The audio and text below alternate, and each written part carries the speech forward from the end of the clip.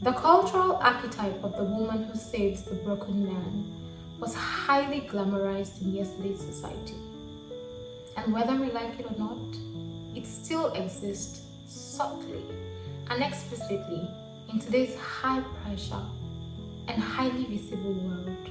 The information we are often beleaguered with is that a woman's highest virtue is sacrifice, that true love waits, suffers, and heals. And so you've unknowingly internalized this messaging and now interpret abuse as a test of your worth or resilience. The more broken he is, the more divine your role in fixing him feels. At least so you think. But this isn't love. It's martyrdom in disguise. Drop the baggage, that emotional labor of hope.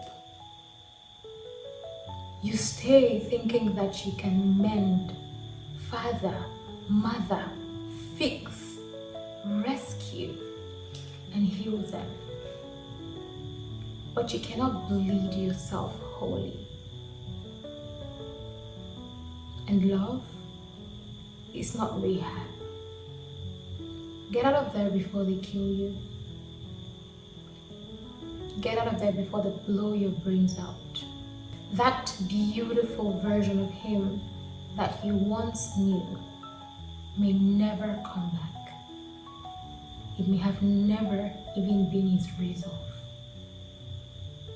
And that beautiful version of him you envision may never happen. In fact, it's more likely not to happen anytime soon. So please, pick up your broken pieces and walk away whilst you still can. Hi, welcome to Tales with Joannieyvette, where we bring light and truth to the neurobiological and psychological processes that govern human behavioral patterns. Today, we are going to cover staying in abusive relationships. I'm going to begin with a disclaimer. I absolutely believe that everyone can change. In fact, I am a firm believer and advocate for the fact that everyone can become the best version of themselves. However, we all know that change that is not internally motivated is not sustainable. When you experience intimacy, especially in the early stages of a relationship, your brain releases oxytocin. It is a powerful hormone that biologically reinforces emotional trust and connection.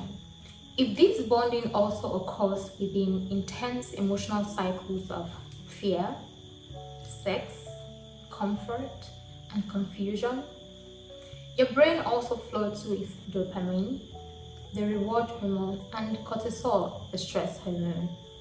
Now, the interplay between these chemicals creates a confusing emotional cocktail that teaches your nervous system to associate unpredictability with passion. Over time, trauma bonding is reinforced, where abuse is normalized and relief after pain is interpreted as love. And so you become addicted to an emotional roller coaster and not just the person. In the presence of intermittent reinforcement with uncertain reward and sporadic kindness, your brain becomes more obsessive. Now, you interpret every small gesture as evidence of hope or change. Despite overwhelming patterns of abuse, your logic is hijacked and you are trained to stay loyal to a fantasy of who they are, who they've once been to you, of who they may become.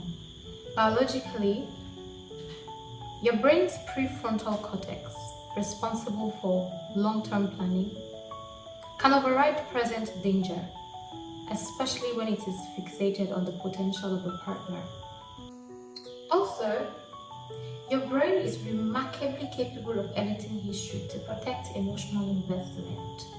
So when you fall in love with their capacity instead of their reality, it creates a delusional attachment to their future self, one who will never come by. But you stay believing that with just enough love, patience, forgiveness, and endurance, you can awaken that dormant goodness that you once glimpsed.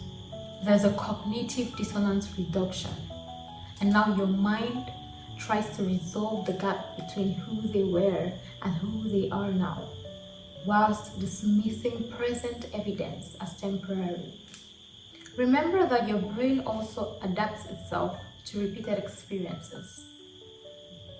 And so there's a neural survival where your brain rewires itself to normalize pain from chronic emotional neglect and violence. And when emotional injuries are stored in your amygdala and limbic system, your fight and flight responses become numb over time. And now your nervous system is interpreting chaos as familiar, and familiarity mistaken for safety. Because of your anxious attachment, you confuse proximity with intimacy, and you fear abandonment more than mistreatment. Listen, I know that starting over would mean rewriting your emotional identity, confronting that grief, and giving into vulnerability again. I know that the idea of letting go feels like erasure. I know that you're anxious and afraid of abandonment. I know that your ego is at stake because it feels like some sort of ego death, admitting that someone you deeply and truly love doesn't love you back. But this psychological anesthesia is keeping you in disillusion longer than your soul can afford. Love, no matter how pure, can never save someone who does not intentionally choose growth. Please let them go. Let them go before you lose yourself. Let them go before you run mad. Let them go before you start asking yourself who you are. Whether this is what you deserve, maybe this is why you were brought into the earth. No, baby. Your purpose is bigger than this. I hate to break it to you, but in abusive dynamics, emotional boundaries begin to blur. And so you become fused with your partner's pain, history, or dysfunction. You see his suffering as your responsibility, and that walking away is gonna feel like betrayal, not self-preservation. You're confusing empathy with obligation and losing sight of where he ends and where you begin. You're losing clarity on self and mistaking his control for safety and some sort of protection. You think if you can just fix his moods, avoid his triggers, oh, today was a good day. There was a subtle apology, a brief tenderness, and all you want to do is just fix his wounds, because fixing him feels less terrifying than facing the unknown. You've allowed an emotional amnesia to override muscle memory, and each relapse into kindness feels like the start of a new chapter, even if it's gonna be the same cycle, which you know about. In abusive dynamics, harm doesn't begin as a fire or rain. It begins as a smoke. You have been gradually eroded from all your friends. He blames stress for cruelty. And now you think dysfunction is romantic tension because you are emotionally desensitized. He uses criticism as maxed jokes because trauma weaves its own doctrine. You interpret his rage as sorrow, Enough of seeking redemption in the mastery of pain. How much longer? How much more of yourself do you have to give? What else? You've given everything you possibly could. You've endured the humiliation, the insults, the beatings, the threats. There have been aspects of public sympathy. You've been through it all. I think it's high time you take a look in the mirror. Take a look in your real cube and ask yourself, who is this person that I see? Who are you? What has your life come to? How did you get here? Okay, we made a mistake. Where's the blessing? Pick yourself up. Take your power back. Heal. Find new love. Find better. Find yourself. Wake up and fight to awaken the beautiful beast that you have on the inside of you. Do right by your values and your purpose. Do right by God. Do it by yourself. Live again. You deserve good and healthy love. You deserve to be celebrated. You deserve someone who can look at you and know that you can take on the entire world. You deserve someone who believes in you. You deserve someone who is going to truly nurture your dreams and help you become the best version of yourself. But it doesn't have to be someone who you are trying to save. Because at the end of the day, you've saved everyone else but yourself. Who is trying to save you? Who's trying to help you? Girl, get up. Get up. And get out of there. A wise man once said, it is selective reasoning when we begin to choose what platforms experience the release of our virtue.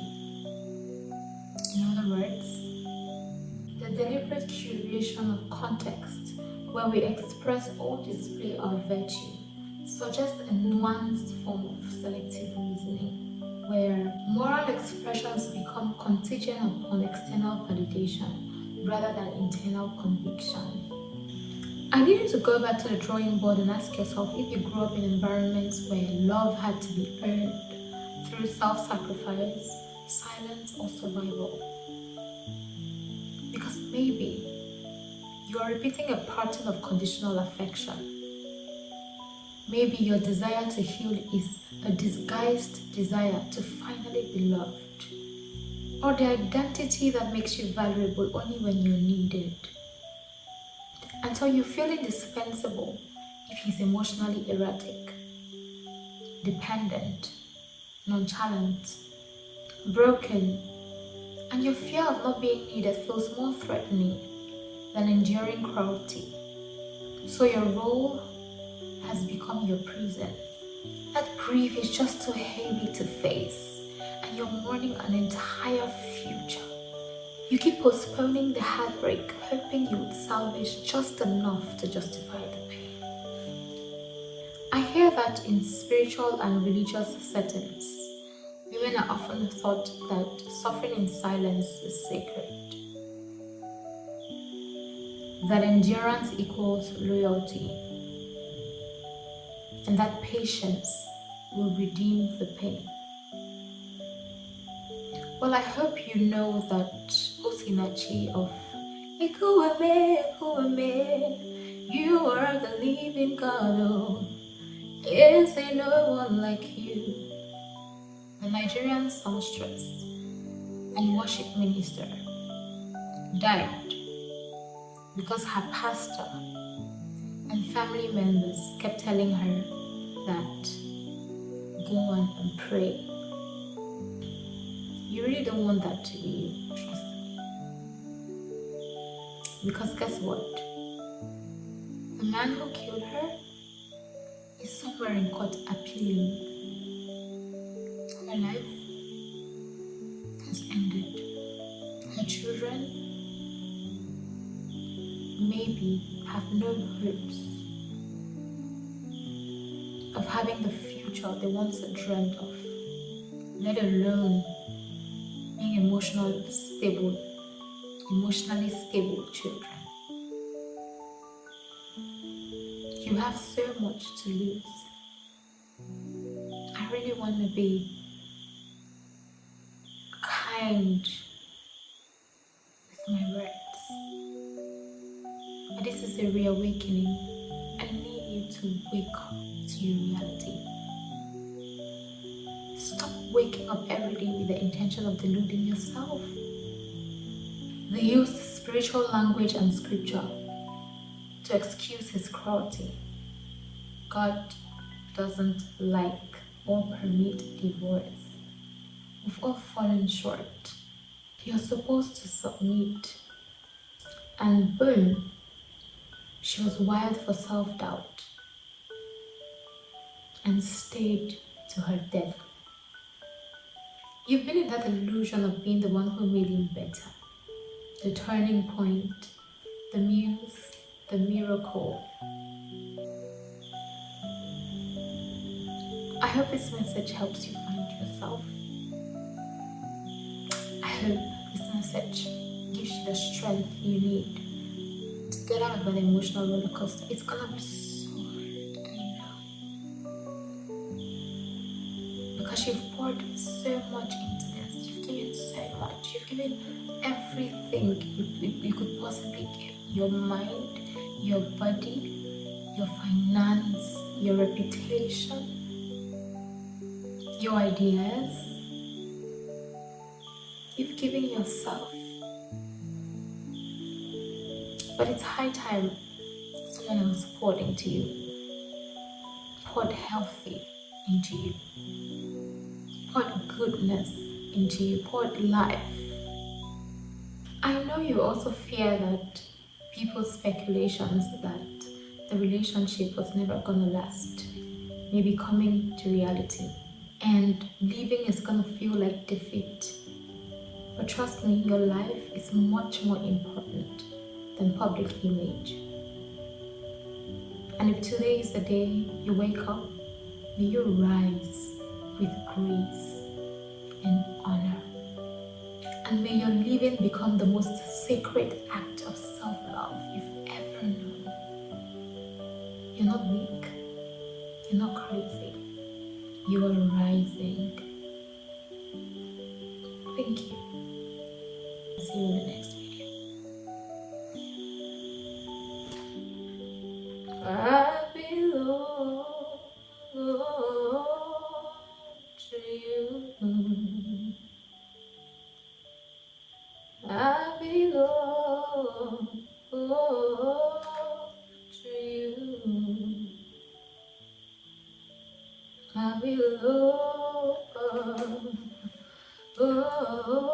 to you. I give my